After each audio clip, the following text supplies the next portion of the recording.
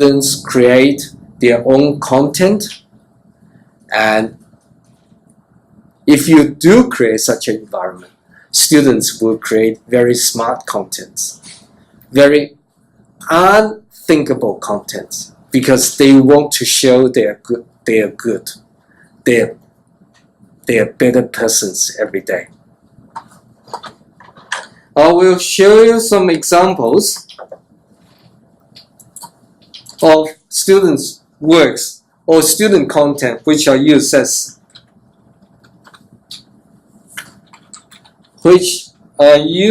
learning and teaching content.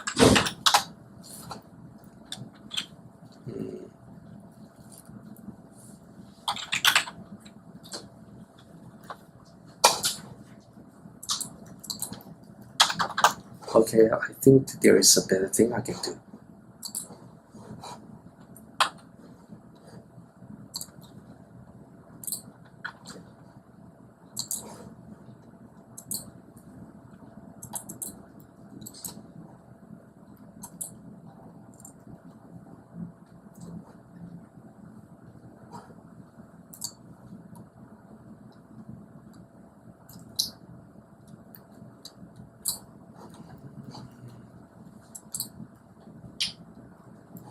How do I go to the first page? Sorry, I'm not very familiar with this web page now. How do I go to my first page? Maybe here.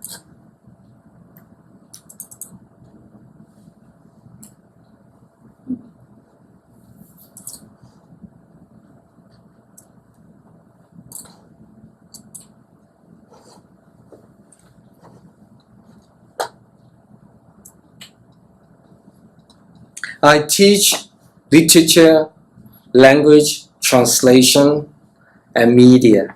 So I'll show you some of the student content samples produced by my students. I'll show you, for example, this. This is one of interpreting, I think.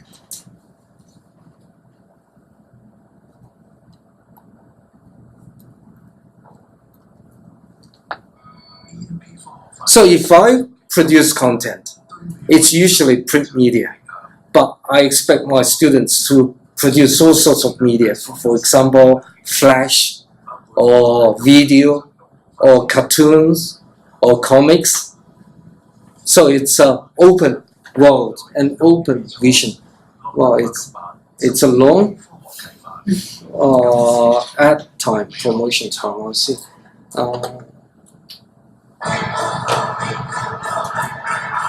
Let's see.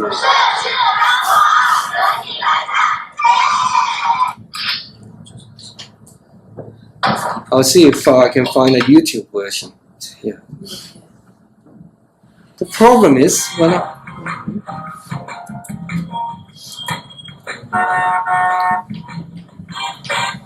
and one of the two students is a Hong Kong student, and one is a Malaysian, if I remember correctly. Welcome to the talk show of the year. Same but different. Good evening, everyone. I'm Christine, and this is Yang. We're your hosts for today. Same but different. Geez, what's up with your dressing in? I'm hyped up for the celebration of our talk show broadcasting live now in Sydney. Woohoo! Say hi to our fellow Sydney-siders. Oh, great. Hello, Sydney. Please don't get freaked out by dressing in Sweet Channel. We're same but different. Each week we feature interesting topics voted by the communities, and we bring in the experts here in our talk show to talk to you about it. We've got Simon Cole up here last week talking about idols and stars, Jamie Oliver the previous talking about food and gourmet. So we basically talk about anything from lifestyle, food, music, work, school, anything. You voted, we got it. So let's check out a poll from last week. Interpreting. This seems to be an interesting topic. What's that? That's another one. That's our boutique guru. Interpreting is where one translates orally another person speaking a different language. The community has the tendency of thinking that both interpreting and translating are the same, but they are different. An interpreter is not the same as translator. An interpreter are in charge of interpreting spoken communication. Translator work with written documents. So this is a simple student content work made by students doing interpreting and translation. With this, I would like to wrap up the theme and the content of today's presentation. It's Curriculum 2.0, and Curriculum 2.0 is about student making, sharing, and learning of content, peer content. And they end up making very interesting and inspiring content in many cases. Content that teachers cannot make, not because we're stupid, but because we're different age people. We belong to different eras. And also we can help students by giving them, sharing with them visions, especially critical visions and experience. For example, translating and interpreting is a profession that emphatically talks of standard and accuracy. You must have heard 信达雅. Accuracy, adequacy, and fluency, and beautiful language, etc. But critical theories have subverted this discourse. We think accuracy is an illusion. To be accurate is an illusion. It's more sensible to think how we can make something look accurate and how we can justify that something is accurate. So in many other courses, in many other translation interpreting courses, they talk about standard or faithful translation, but here we discuss with students the new visions into interpreting. And students came up with this idea. Same, but different. Which is very real. Which is very advanced thinking. Very sophisticated thinking. Interpreters try to do the same work, but they still end up being different. But how can we be a different quality interpreter? That's what matters. And this is the theme of their content. And they package the content in new media, video, flash, cartoons, which we teachers cannot do, which you cannot find in print media or in books. And doing this really enlightens, inspires, and entertains the class. Once the students know that other people in the same class can do this, they will aspire to do even better. And I was talking about student content, learning content, and learning and teaching content, and teaching content. The very good student content will become learning and teaching content. I build up a learning and teaching data bank. And when new students come to the new course, when we orient new students, I'll tell them this is a data bank you can refer to. You can learn a lot from them, and also you can anticipate what marks you will get. I will tell them, for example, if your students of the same beginning level, if you produce things like this, I'll give you high distinction, which is the mark I've given to these people. But usually I also say, if you want to get the same mark as these students, you have to produce even better content because you have more resources now. And because you're younger, you belong to an even newer generation.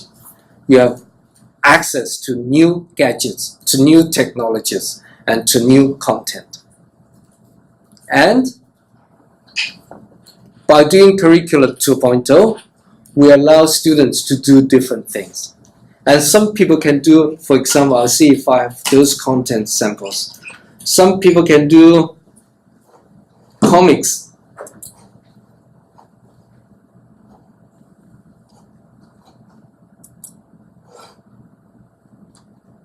I'll see if I have.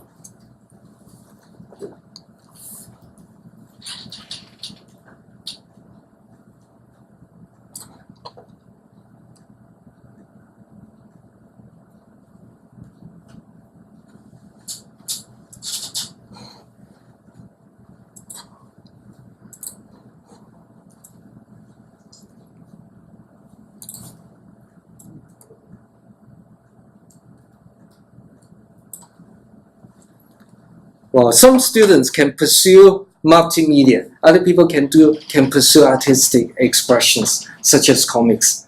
I don't know why it's not showing here. It's there. Yeah, that's the comic produced by two of my students.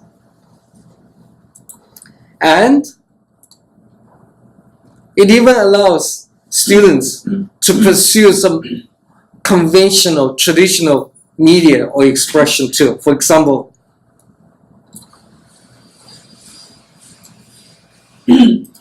some students can seek to become better creative writers in traditional media of writing. For example, that's another sample work by a student in the area of creative writing. Once you start practicing Curriculum 2.0, you will accumulate a lot of resources. Not the teacher's book or not the textbook, but students' own content, which you use selectively. And students can aspire to be better students, to compete with their peer students, with other students, to acquire their expected knowledge and content and skills.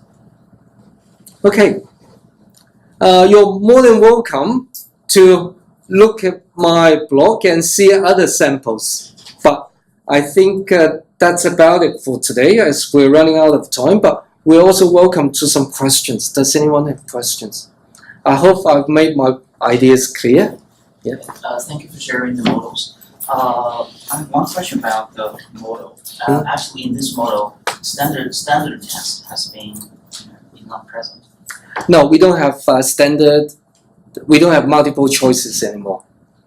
Yeah, but in most places in the world, students face standardized tests, no matter nationally or international standard tests. And that's a problem with existing teaching curriculum. I must say that this will never become the norm of teaching, because it's too. A lot of us are scared of the work of diverse thinking, etc. And actually, it saves me a lot of time. Actually, eventually, I will give lectures on how you can save time for your own research by doing this and becoming a better teacher too.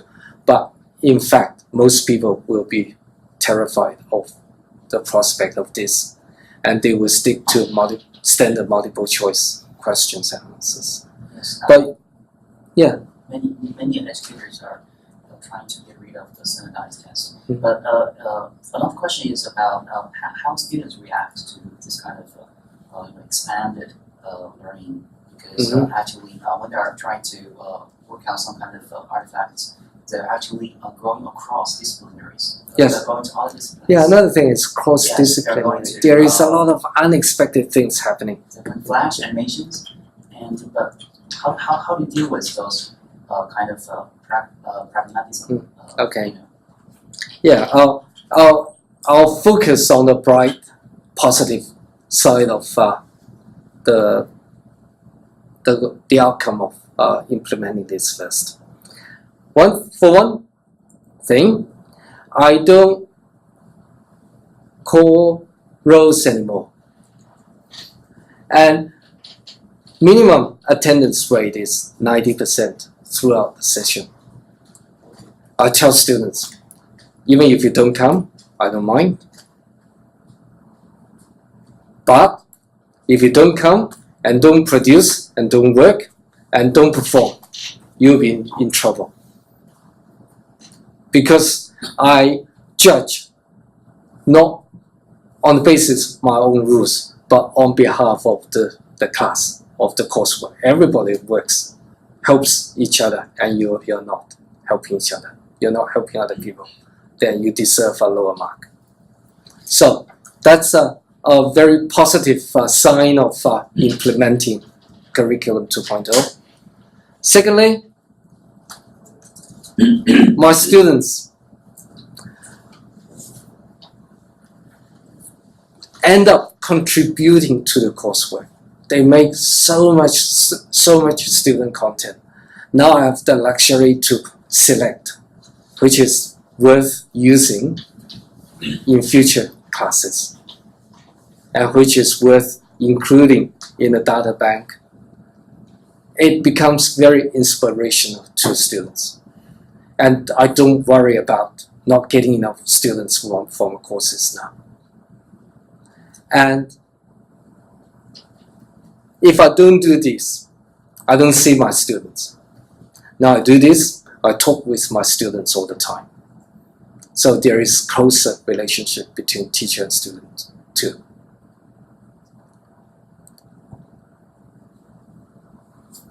There is a problem. For example, now I'm on long service leave. My manager is having problem running my course. Yeah, so she complained. She asked me to return to the old model eventually, so that when I'm on leave, other people can do it. But I still have this warning to give. If we don't change, we'll be abandoned by the world, by the era, by the time, and by the students. And also, this is a helpful tip to MOOC, Massive Open Learning Courses. They've changed the media, but they haven't changed curriculum. It's still one-way, lateral, center to periphery. They haven't changed the approach. That's a problem with the current MOOC. And it doesn't have a chance. I don't think it has a chance to replace us yet, unless it changes too. Thank you very much, Professor Zhong. It's a very, very exciting talk, very inspiring, and we know that such discussions about against teacher-centered and for student-centered and all kinds of reform proposals have been there for quite a long time. But this, by far, is the most comprehensive conceptual model I've ever heard.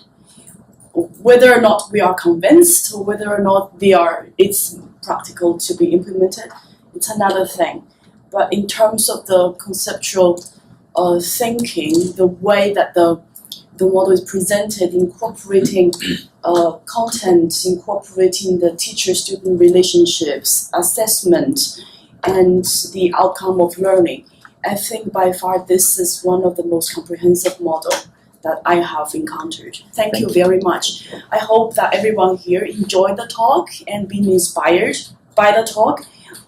It's unfortunate that our talk has the limited time until 2 o'clock. So, but we have to stop here for the formal session. But if Professor Zhong has the time, and if you are interested, you're welcome to stay behind and have more communication. Thank you very much. Thank you. I feel honored and privileged.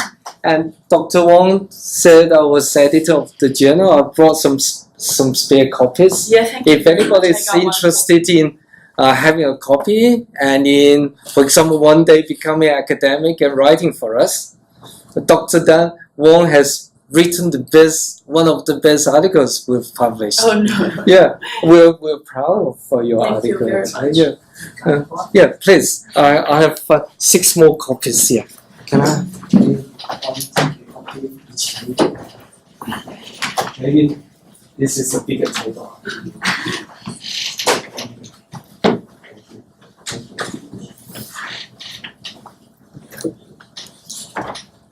Okay.